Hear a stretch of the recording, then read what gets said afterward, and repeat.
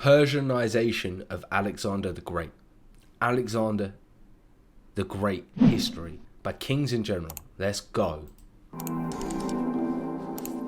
What you got in store for us today? If you want to go see extended clips, Alexander of Macedon's conquest of the Achaemenid Persian Empire is one of the single most famous campaigns in world history, and was ultimately responsible for spreading classical Greek culture as far east as India. Okay. However, as Alexander seeded the culture of the Hellenes throughout Iran and Central Asia, so too did the ancient and sophisticated cultures of those regions influence him.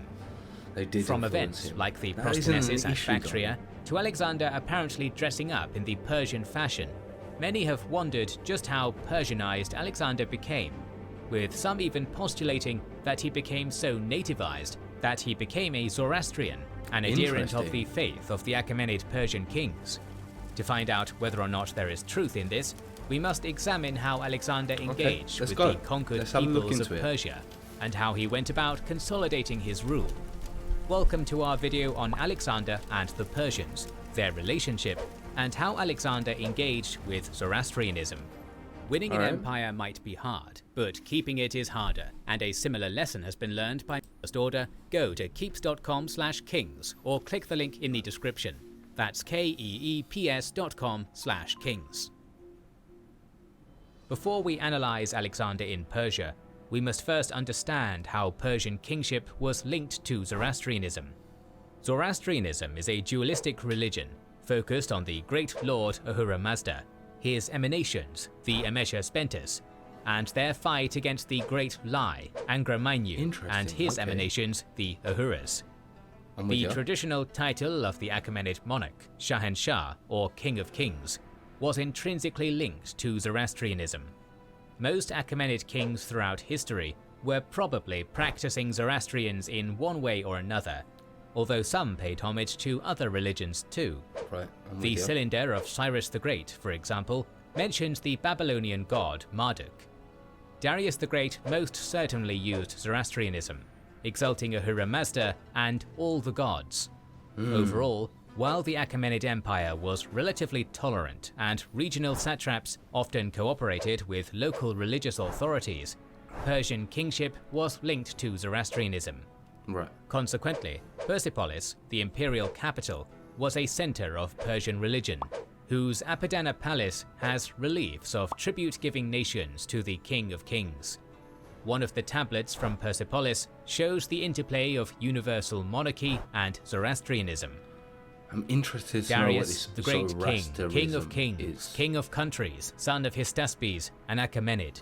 King Darius says, "This is the kingdom which I hold, from the Sake, who are beyond Sogdia, to Kush, and from Sind to Lydia.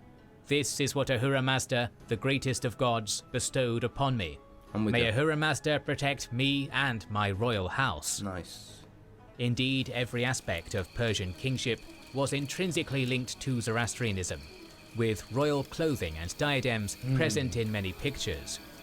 Achaemenid kings also demanded tribute and submission in a highly ritualized manner, while royal ideology intrinsically sought the approval of Ahura Mazda, which served as a sign of the overlordship over the Persian Empire. It is this deeply rooted tradition of Zoroastrian kingship that Alexander encountered while conquering his way through Asia. Does he play into it? As the young Macedonian king's empire grew massive, he found himself having to balance his objectives between his many diverse subjects outside of his Macedonian heartland. For the southern Greek city-states, he was a pan-Hellenic leader who was supposed to enact revenge on the Persians for their invasion of Greece a century earlier.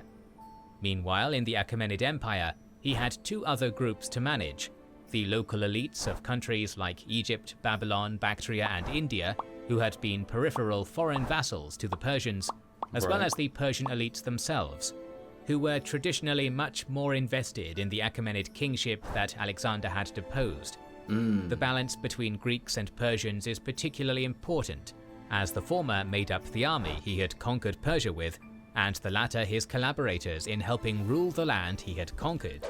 All these groups influenced his choices going forward.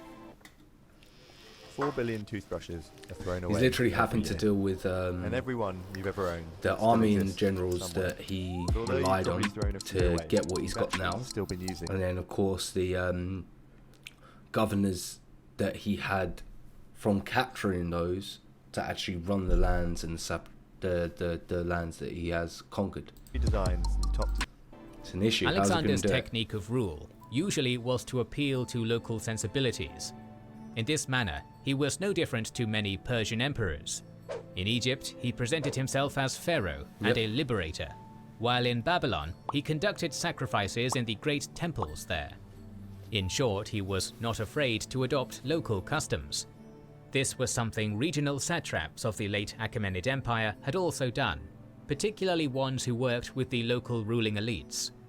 These actions established the allegiance of the local populations, a famous example being the Jews of Jerusalem, who were generally receptive to their Persian and later Macedonian governors' tolerance towards their monotheistic faith. In peripheral territories, like Egypt, Babylon and Judah, Alexander generally had little trouble establishing legitimacy to rule, as it was simply a matter of replacing one foreign overlord with another. However, in Persia proper, establishing that legitimacy was more complicated. Alexander had to both show that he was superior to the late Achaemenid king Darius, but also that he was a friend of both Greeks and Persians. To that end, when Alexander won the Battle of Issus, he is said to have treated Darius's wife, Statera, with utmost respect. Alexander also adopted many traditional pillars of Persian royal symbolism. For example, the use of the royal tent of the Persians, which had once allowed Achaemenid kings to travel their vast lands with mobility while also displaying their symbolic wealth and prestige. So he took that upon himself. Moreover, okay. Persian bodyguards were incorporated by Alexander. Historical accounts by Plutarch call these bodyguards melophori, or apple bearers. The Achaemenids once used that very same institution as an assisting force to the infamous 10,000 immortals. Ooh, nice. In addition, the Persian King of Kings was meant to be isolated and communication to be done via messengers. This was so that his subjects would not have much contact with him, and that the king could maintain an allure of supremacy. As time went on, Alexander made more use of these methods to appeal to his Persian and Bactrian subjects. There was also the habit of proskinesis, of bowing and prostrating oneself before the king. Many Greeks saw these acts of ostentation as a deification of Alexander and protested against its use. Evidently, these protests were heeded when in 327 BCE, What do you mean heeded? Alexander excused his Greek troops from performing the Persianized court theatrics he had adopted. Overall, the Greeks, even ones who lived under monarchies like the Macedonians, were much more conservative about projections of royal power, which was why they considered Alexander's adoption of Persian court practices to be an attempt at vain deification. However, contrary to that viewpoint, it seems Alexander was simply utilizing Persian institutions and practices to ensure the loyalty of his new Iranian subjects. Let us now move on to the treatment of Zoroastrianism by So I'm just thinking it would be too difficult to say when in Persia proper or a Persian state you would have to follow those customs, but when in Greek you can follow the Greek customs. Surely that would have been a better way to do it, but then the Greeks wouldn't want to have to deal with the customs when they're in Persia proper, I assume. I see you. You haven't liked the video yet. Why not? Go on, go like it. While you're at it, you know you want to subscribe. And if you want to go to our social medias, all the links you need are in the description box down below. And you might as well head over to our Patreon as well, where you can get extra bonus content if you're enjoying this. That link's in the description box down below. But we'll get straight back into the video. Love you guys. Alexander, and how this relates to his ideas of kingship. Alexander appears to have been politically savvy in his engagement with the Persian religion. But he did have a bit of a in god particular, complex, as in we his found out from alleged the last correspondence to his archenemy, Darius, he prefers to use the name King of Asia, while addressing Darius as Great King. This suggests that he was seeking a title far grander than King of Kings. According to the account of Arrian, his reply to one of Darius's letters reads as follows: "But now I have defeated in battle first your generals and satraps, and now you in person and your army, and by the grace of the gods I control the country. All those who fought on your side and did not die in battle but came over to me, I hold myself responsible for them. They are not on my side under duress, but are taking part in the expedition of their own free will. In future, whenever you communicate with me, send to me as King of Asia. Do not write me as an equal, but state your demands to the master of all your possessions. If not, I shall deal with you as a wrongdoer. If you wish to lay claim to the title of king, then stand your ground and fight for it. Do not take to flight, as I shall pursue you wherever you may be." We can thus see that Alexander, while emulating the custom of the King of Kings, was aiming to create his own royal ideology. Yeah. By making himself grander than Darius, Alexander was becoming a universal monarch, with claims not just on Persia, but the entire world beyond. This can be seen in his regalia. Although inspired by previous Persian designs, Alexander's dress and diadem, when he became ruler of Persia, was meant to visually inspire a new, even grander form of rulership. But it didn't. It done the An opposite. interesting case study of Alexander's relationship to Zoroastrianism can be seen in Persepolis, where the Macedonian conqueror is well known to have been courteous to Cyrus's tomb at Persagadae, which had allegedly fallen into disrepair. While we don't know why the tomb had been neglected, we know that Alexander had demanded it be restored to its full glory, and also that the priests who neglected it be tortured. However, Alexander was also known to have suppressed Zoroastrianism in certain instances as well. For example, he allegedly broke a lot of Persian religious artifacts in Persepolis itself, which has been interpreted as his attempt to assert the Greek gods as the chief religion of the realm, thereby displacing Zoroastrianism. It is also claimed that after conquering Persepolis, Alexander staged a banquet to celebrate his victories. There, a prostitute called Thais challenged the drunken conqueror to avenge the burning of the city of Athens, which occurred over a century ago. Alexander agreed and invited his army to join him, burning Persepolis to the ground. Later Zoroastrian sources claim that he did this deliberately to burn one of the 2 golden copies of the Avesta, the Zoroastrian holy text.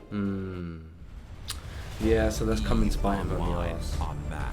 Immerses you in the problem when you're trying to play all the sides at once. This is why in Zoroastrian sources from Sasanian times, centuries later, Alexander is seen as an agent of the Great Lie, who destroyed the great empire of the Iranians.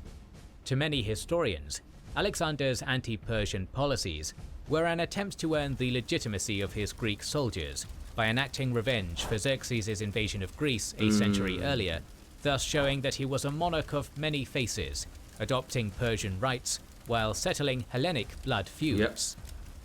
Indeed, Alexander granted tolerance to all religions of the empire and actively sought to incorporate himself within them. For example, Arab tribes in the south were said to worship 2 gods, and Alexander declared that they should worship him as a 3rd god. In Gantara, he identified local deities, most likely Vasudeva and Rudra, with Heracles and Dionysos respectively. In short, Alexander was not looking to eradicate Zoroastrianism, but merely replace it as the chief religion of Persia with the gods of the Greeks, Zeus, Heracles, Athena, Dionysos and Apollo. The Zoroastrian faith, however, persisted alongside other faiths and continued to hold a decreased, albeit still important role in Hellenic-era Persian society. Alexander has been called the last of the Achaemenids by historian Pierre Briand due to his continuation of many Achaemenid policies, evident in the fact that he engaged with Persian elite networks, like any Achaemenid king would, and also used the administrative networks that the Achaemenids themselves used to run their empire. Lines and those connections. We have spoken previously on the imperial bureaucracy of the Achaemenids, and Alexander utilized it rather efficiently. Many Persian satraps maintained their control of some of their territories, so long as they pledged allegiance to Alexander. However, Alexander also added many Macedonian satraps and split up the power amongst multiple rulers in one region. Alexander sought this appeal to ensure continuity and stability of the revenue streams of the empire to his coffers. Not all Persians accepted the new rulers. Bessus, the assassin of Darius, had proclaimed himself his successor and had fled to Bactria. Alexander is said to have been made successor by Darius in his dying words, but this is at best fanciful speculation. Alexander chased the competitor throughout the mountains and valleys of Central Asia, often conducting brutal repression upon the locals. Ooh. The Bactrians were never easy to control by the Achaemenids and were no fans of the new arrivals. Alexander often conducted brutal sieges in cities, as he had in Tyre, and in the case of the city of Branchide, massacred the entire population. It is here that we must also consider the presence of both Persians and women in Alexandrian politics. Persian troops accompanied Alexander loyally in his campaigns, but appear to have been separate from the Greek troops. This suggests that Alexander still had to balance between Greek and Macedonian interests. However, he still thought that many Persians should have a Greek education. Macedonian royalty, with its equestrian and hunting-friendly attitude, allowed for some ease with the integration with Persian nobles, who espoused similar values.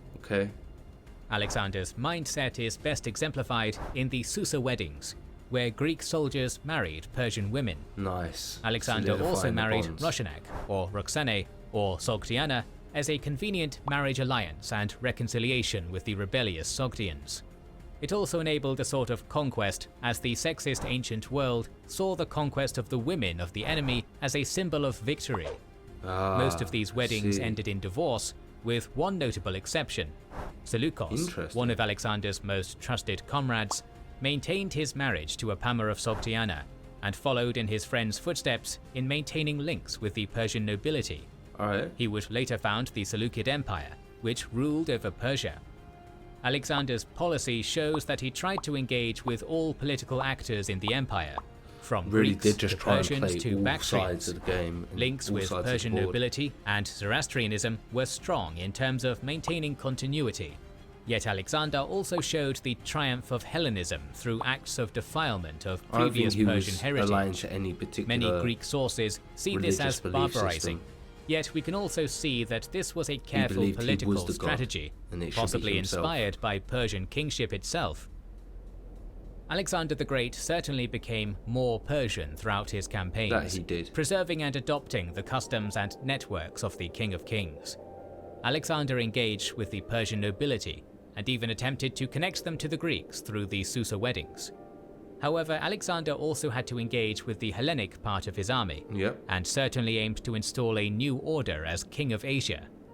This is perhaps the most intriguing part of Alexander's vision, the inability to be put in a specific label or a box. Alexander's vision of conquest was his own, but it was inseparable from the Persian ideas of universal monarchy and pan-Hellenic martial values. It is this ideology that changed both Greece and Persia forever, and ushered the vibrant Hellenistic age. More videos on the Hellenistic age are on the way, so make sure you are subscribed and have pressed the bell button to see them. You know you need to go over there and press the bell and subscribe to their channel. That link's in the description box down below. If you enjoyed my reaction, looking forward to future reactions, you know what you need to do. You need to like, comment, subscribe, hit that notification bell, and I will catch you in the next video.